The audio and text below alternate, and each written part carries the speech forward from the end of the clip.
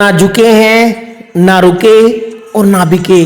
और जब वक्त आया अंग्रेजों की गोलियों के आगे मुस्कुरा कर बोल पड़े, आज़ाद हूँ, आज़ाद रहूँगा।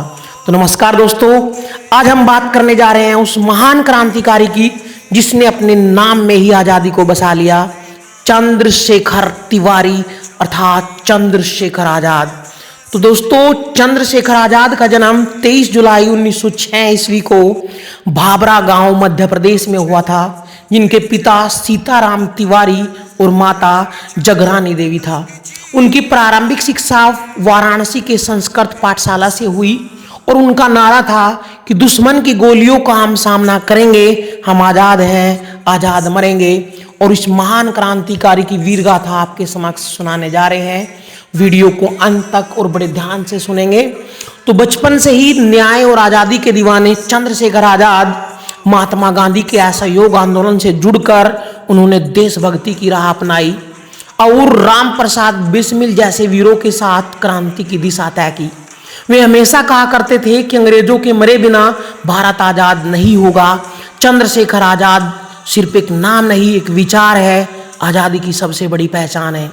आज हम जब बात खुली हवा में कर रहे हैं दोस्तों, तो याद रखिए किसी ने मुस्कुराकर मौत को गले लगाया ताकि हम आज़ाद जी सके।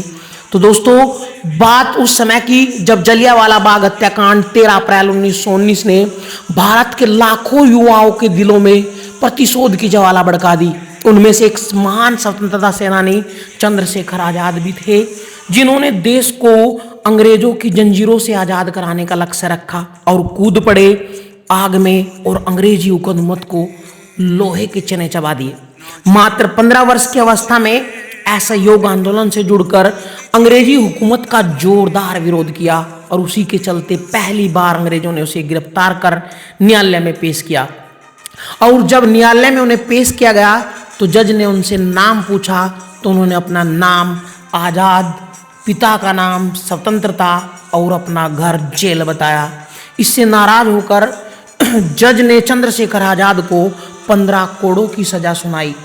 15 कोड़ों की सजा सुनाई। हर कोड़ा उसकी पीठ से खून निकालता रहा और वे भारत माता की जय का नारा लगाते रहे। और उसी दिन चंद्रशेखर तिवारी मर गया और जन्म हुआ चंद्रशेखर आज़ाद।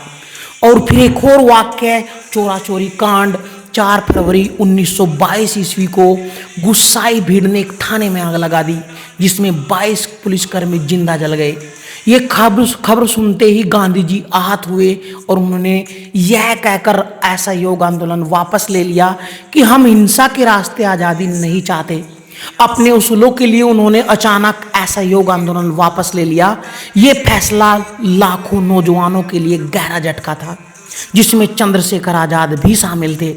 असहयोग आंदोलन की असफलता और गांधी जी के आंदोलन वापस लेने के कारण चंद्रशेखर आज़ाद के दिल में एक और तूफान ने जन्म लिया और उनकी समझ में आ गया दोस्तों कि गांधी के भरोसे अहिंसा के रास्ते आज़ादी नहीं मिलेगी, अब बंदूक असली आज़ादी दिला सकती है। और यहीं से उनकी ज़िंदगी ने एक नया मोड़ लिया और उस दौरान उनकी मुलाकात एक युवा क्रांतिकारी मनमथ नाथ गुप्ता से हुई और उन्होंने चंद्रशेखर आज़ाद को राम प्रसाद बिस्मिल से मिलाया। राम प्रसाद बिस्मिल ने गांधी के असहयोग आंदोलन वापस लेने के फैसले का खुलकर विरोध किया और बिस्मिल ने गांधी से खफा होकर हिंदुस्तान रिपब्लिकन एसोसिएशन अर्थात HRA संगठन की स्थापना की। 1923 ईस्वी में बिस्मिल का साथ इस संगठन में योगेश चंद्र चटर्जी, सान्याल और सत्येंद्र नाथ बख्शी ने दिया। आज़ाद को जब HRA के बारे में पता चला तो जैसे उन्हें अपनी मंजिल ही मिल गई और वे तुरंत HRA के सक्रिय सदस्य बन गए। और उनकी मुलाकात हुई अशफाक उल्लाह खां, राजेंद्र लाहनी जैसे क्रांतिकारी से। बिस्मिल के जज्बे ने आज़ाद के दिल में एक ऐसी आग भर दी कि उनके सबसे भरोसेमंद साथी बन गए। और कहते हैं कि HRA की हर मीटिंग में आज़ाद की मौजूदगी से ही बाकी सदस्य हिम्मत पकड़ते थे, क्योंकि वे कहते थे कि मौत से डरता वही है जो गुलामी में जीना चाहता है। हम तो आज़ाद हैं, आज़ाद ही रहेंगे और आज़ाद ही मरेंगे। आजाद ने संगठन को नई जान दी। उन्होंने बंदूक चलाना ही नहीं सीखा बल्कि साथियों को गोरिल्ला युद्ध के लिए भी तरीके सिखाए। आजाद ने एचआरए के लिए धन जुटाने का काम भी किया और पैसा साधारण दान से नहीं बल्कि सरकारी खजाने के लूट से आता था, क्योंकि आजाद हर सरकारी रुपया भारतीयों के खून चूसकर बनाया गया था, ऐसा मानते थे और उसे लूटना देशभक्ति का काम था। ये वो समय था आज़ादी के लिए डकैती एक फर्ज बन गई। मनमथ नाथ गुप्ता जो खुद आज़ाद के साथ ही रहे, उन्होंने आज़ाद की जीवनी में एक चौंकाने वाला सच भी बताया। उन्होंने लिखा कि कई क्रांतिकारी अपने घरों से गहने चुरा कर लाया करते थे और ये चोरी उनके शर्म की बात नहीं बल्कि कुर्बानी थी, क्योंकि ये वे सब भारत और अपने वतन की आज़ादी के लिए कर रहे थे। ब्रिटिश सरकार की श्रीमन समिति की रिपोर्ट इस बात की गवाही देती है, जहाँ जहाँ डकैती डाली जाती वहाँ वहाँ क्रांतिकारी एक रसीद छोड़ जाते थे और उस रसीद में साफ लिखा रहता था कि यह रकम भारत की आज़ादी के लिए कर्ज के तौर पर ली गई है, जो देश की स्वतंत्रता के लिए लड़ाई में काम कर रही है और स्वतंत्र होने के बाद चुका दी जाएगी। आज़ादी भी ऐसी कई डकैतियों का हिस्सा बने, आज़ाद भी ऐसे कई डकैतियों का हिस्सा बने। वे मानते थे कि जब तक हथियार व आंदोलन के लिए पैसा ही नहीं होगा तब तक हम अंग्रेजों की जड़ उखाड़ कर फेंकने में ना कामयाब नहीं होंगे। अब डकैती की एक और घटना का जिक्र कर लेते हैं, एक घटना ऐसी जिससे आज़ाद का नाम सदा के लिए अमर हो जाने वाला था। ये घटना थी काकोरी ट्रेन लूट या काकोरी ट्रेन एक्शन। तारीख थी 9 अगस्त 1925। उत्तर प्रदेश के काकोरी स्टेशन के पास एक पटरी पर दौड़ रही थी। डिब्बों में बैठे अंग्रेज अफसरों को जरा सा भी अंदाजा नहीं था कि आने वाले कुछ ही मिनटों में ब्रिटिश सरकार के ब्रिटिश राज की नींव हिलने वाली है, हमला होने वाला है। और ये हमला कोई डकैतों का काम नहीं था, ये एक सोची समझी क्रांतिकारी योजना थी जिसे अंजाम देने वाले थे राम प्रसाद बिस्मिल, अशफाक उल्लाह खां, चंद्रशेखर आजाद जैसे शेर। एचआरए को क्रांति के लिए पैसे की सख्त जरूरत थी और अंग्रेजों के खजाने की लूटी गई हर एक पाई उन्हें आज़ादी की लड़ाई में लगानी थी। जैसे ही ट्रेन काकोरी स्टेशन के पास पहुंची, आज़ाद व उसके साथियों ने ट्रेन पर धावा बोल दिया और पलक झपकते ही ट्रेन रोक दी गई और क्रांतिकारियों ने सरकारी खजाने अपने कब्जे में ले लिया। और सबसे बड़ी बात, इस पूरी वारदात में आम जनता को कोई हानि नहीं पहुंचाई गई। आजाद ने साफ आदेश दिया था कि हम लुटेरे नहीं, हम क्रांतिकारी हैं, ये पैसा जनता का है और जनता के लिए ही जाएगा। 1925 के काकोरी ट्रेन कांड पूरे देश में जैसे हलचल मचा दी और अंग्रेज बौखला गए और उन्होंने क्रांतिकारियों के खिलाफ एक जबरदस्त दमनकारी प्रक्रिया शुरू की। कई क्रांतिकारी पकड़े गए, राजेंद्र लाहिड़ी को गोवा जेल में, रोशन सिंह को इलाहाबाद जेल में, राम प्रसाद बिस्मिल को गोरखपुर जेल में, अशफाक उल्लाह खां को फैजाबाद जेल में फांसी दे दी गई। सचिंद्र सान्याल और सचिंद्र बख्शी को काले पानी की सजा हुई। इस लूट कांड में अभियुक्तों की संख्या 20 से 25 व लूट की रकम 4,601 रुपये 15 आने 6 पाई दर्ज की गई। इस दबिश में चंद्रशेखर आजाद, केशव चंद्र सेन और मुरारी लाल गुप्ता अंग्रेजों के हाथों नहीं आए और वे बच निकलने में सफल हुए। वे हर बार पुलिस को चकमा देकर बच निकलते थे क्योंकि उनमें भेष बदलने की भी टेक्नोलॉजी थी। दोस्तों, काकोरी कांड के बाद चंद्रशेखर आजाद का नाम हर अंग्रेज की जुबान पर था। आजाद क्रांतिकारियों के बीच एक लिविंग लीजेंड बन चुके थे और अंग्रेजों के लिए आजाद बन चुके थे मोस्ट वांटेड। अपने साथियों की फांसी से आजाद दुखित तो हुए, लेकिन आजाद इसकी बजाय और भी ज्यादा मजबूत हो गए और उन्होंने कसम खाई कि बिस्मिल और उसके साथियों का सपना अधूरा नहीं रहेगा। इस दौरान उनकी मुलाकात ऐसे नौजवान से हुई जिनकी आंखों में वही आग थी। ये कोई और नहीं, ये थे अपने वीर भगत सिंह। और उसके बाद शुरुआत हुई ऐसी जोड़ी जिसने ब्रिटिश राज की नींव हिला दी। जिसने ब्रिटिश राज की नींव हिला दी। वर्ष 1928 ईस्वी में भगत सिंह, शिव वर्मा, महावीर स्वामी जैसे नए साथियों के साथ मिलकर उन्होंने गुप्त रूप से हिंदुस्तान रिपब्लिकन एसोसिएशन संगठन HRA का पुनर्गठन किया दोस्तों। अब इस संगठन का मकसद सिर्फ आजादी नहीं बल्कि एक समाजवादी और न्यायपूर्ण भारत को बनाना था। भगत सिंह व आजादी की ये जोड़ी भगत सिंह व आजाद की ये जोड़ी ब्रिटिश हुकूमत के लिए खौफ का दूसरा नाम बन गया। एक तरफ भगत सिंह की सोच व कलम लोगों के दिलों में देशभक्ति की आग भरती, दूसरी तरफ आजाद की बंदूक व साहस ब्रिटिश सरकार की नींद उड़ा देता था। इसी समय भारत में संवैधानिक सुधार के लिए भारत में साइमन कमीशन, जिसमें कोई भी हिंदुस्तानी नहीं था, आया और जिसने भारत की किस्मत लिखनी थी। देश में साइमन कमीशन, गो बैक के नारे लगे और साल 1928 में लाला लाजपत राय साइमन कमीशन के खिलाफ लाहौर में प्रदर्शन कर रहे थे।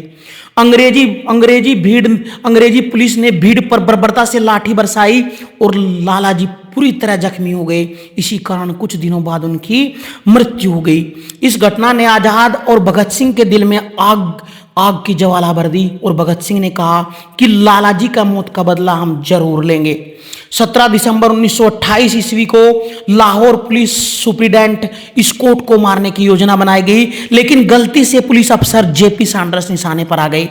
भगत सिंह, राजगुरु ने गोलियां चलाई और जैसे ही सैंडर्स गिरा, आजाद ने पीछे से कवर फायर देकर भगत सिंह और राजगुरु से वहां से निकाल दिया। पूरी योजना में आजाद की भूमिका सबसे अहम रही और उन्होंने गोलियों की बौछार के बीच खड़े होकर साथियों की रक्षा की और उनकी साहस से ही राजगुरु और भगत सिंह मौके से भागने में सफलता प्राप्त हुई। सैंडर्स की मौत की खबर पूरे ब्रिटिश में भूकंप की तरह फैल गई और दोस्तों खबर दी गई और फैल गई और चंद अंग्रेजों ने लाहौर षड्यंत्र केस नाम दिया गया इसका, और अंग्रेजों ने इस कांड को लाहौर षड्यंत्र नाम दिया और HRA के सभी सदस्यों को पकड़ने के लिए बड़े पैमाने पर सर्च अभियान चलाया और कई साथी गिरफ्तार भी हुए। भगत सिंह, राजगुरु, सुखदेव भी फंस गए, लेकिन चंद्रशेखर आजाद पृथ्वी के सबसे बड़ा रहस्य बन चुके थे। पुलिस लाख कोशिश करती रही पर वो हर बार हवा की तरह गायब हो जाते, लेकिन भाग्य ने भी आजाद को हर बार छिपने का मौका नहीं दिया। और फिर आई वो घड़ी जब अल्फ्रेड पार्क इलाहाबाद की आखिरी लड़ाई ने उन्हें अमर बना दिया। 27 फरवरी 1931 इलाहाबाद का अल्फ्रेड पार्क, सुबह की हल्की धूप थी। आजाद एक साथी से मुलाकात करने गए। शायद किस्मत को कुछ और ही मंजूर था और एक गद्दार वीरभद्र ने पुलिस को सूचना दी। पुलिस की खबर कर दी कि चंद्रशेखर आजाद अपने साथी सुखदेव राज से मिलने पार्क में आए हैं। इस खबर के बाद पुलिस ने पार्क को चारों ओर से घेर लिया और कुछ ही देर बाद पार्क पुलिस दस्ते व राइफलों से भर गया। DSP विश्वेश्वर ने हमला बोल दिया और गोलियों की बौछार शुरू हो गई, जिससे एक गोली उनकी जांघ को चीर कर निकल गई और दूसरी गोली उनके दाहिने हाथ को चीर कर निकल गई। घायल आजाद अपने बाएं हाथ से गोलियां चलाकर मुंह तोड़ जवाब देते रहे और अंग्रेज अब सर चिल्लाते रहे कि जिंदा पकड़ो, जिंदा पकड़ो। लेकिन वे ये नहीं जानते थे कि आजाद कौन है। वे आज़ादी के दीवाने थे जिन्होंने कसम खाई थी कि ब्रिटिश हुकूमत उन्हें कभी जिंदा नहीं पकड़ सकती, और उन्होंने जवाबी फायरिंग में 3 पुलिसकर्मियों को मौत के घाट उतार दिया। गोलीबारी के बीच बुरी तरह घायल हो चुके थे, लेकिन वे अपने साथी को बचाना भी जरूरी समझते थे और उन्होंने सुखदेव राज से कहा कि तुम तुरंत निकल जाओ, तुम्हें जिंदा रहना है ताकि ये लड़ाई जारी रहे। और फिर उन्होंने अपनी आखिरी सांस तक कवर फायर देकर राज को वहां से निकाल दिया और वे अकेले थे, खून से बेहद लथपथ लेकिन हिम्मत पत्थर की तरह मजबूत। वे एक पेड़ के पीछे छिप गए और वहीं से गोलियों की बौछार करनी शुरू कर दी। इस जंग में बोहर और DSP सिंह भी घायल हो गए। बोहर का दाहिना हाथ व सिंह का जबड़ा छलनी हो गया, लेकिन आखिरकार गोलियां कम पड़ने और आजाद की पिस्टल में जब एक ही गोली बची थी और उन्होंने वो काम किया जो उन्हें अमर बना गया। और आजाद ने धीरे से आसमान की तरफ देखा और मुस्कुराकर खुद से कहा, आजाद हूँ, आजाद मरूंगा। और अगले ही पल वंदे मातरम कहते हुए वे आखिरी गोली अपनी कनपटी पर रखकर चला दी और वे आजाद हो गए। उनका खौफ इतना ज्यादा था कि अंग्रेज फौज उनके मरने के बाद भी लाश तक जाने में डर रही थी और दूर से ही उनके पैरों में गोली मारकर कन्फर्म किया कि वे मर गए हैं। तब उनके शरीर रसूलुल्लाह घाट भेज दिया और संस्कार कर दिया। फिर भी यह खबर इलाहाबाद में फैल गई और उसी दिन इलाहाबाद में एक ही नारा गूंज रहा था, आज़ाद अमर रहे। लोग कहते हैं आज़ाद मर गए, परंतु वे अभी भी जिंदा है। सच तो यह है कि वे हर उस बच्चे की आंख में जो स्कूल की किताबों में उनका नाम पढ़कर सीना तान लेता है, हर उस नौजवान की आंखों में जो नाइंसाफ़ी को देखकर गुस्से से भर उठता है, हर उस बूढ़ी माँ के दुआओं में जो आज़ादी की हवा में सांस ले रही है। वो सिर्फ एक इंसान नहीं थे, एक विचार थे और विचारों को कोई गोली, कोई भी मौत ख़त्म नहीं कर सकती। आज भी जब कोई अल्फ्रेड पार्क में खड़े होकर आगे आंखें बंद करता है तो उन्हें दूर से एक ही गूंज सुनाई देती है, आज़ाद पैदा हुआ हूँ, आज़ाद मरूंगा।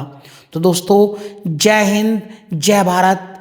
कैसी लगी आप लोगों को वीर गाथा? प्लीज़ कमेंट बॉक्स में कमेंट करके ज़रूर बताएं। मिलते हैं आप लोगों से नए व्लॉग के साथ, ऐसे ही अपने वीर सिपाहियों की वीर गाथाओं के साथ। तो दोस्तों, नमन करते हैं और इंकलाब जिंदाबाद, इंकलाब जिंदाबाद, इंकलाब जिंदाबाद के नारे के साथ अपने व्लॉग को विराम देते हैं। और दोस्तों, आप लोग भी शहीदों की याद में इंकलाब जिंदाबाद का नारा जरूर लगाएं। नमस्कार दोस्तों।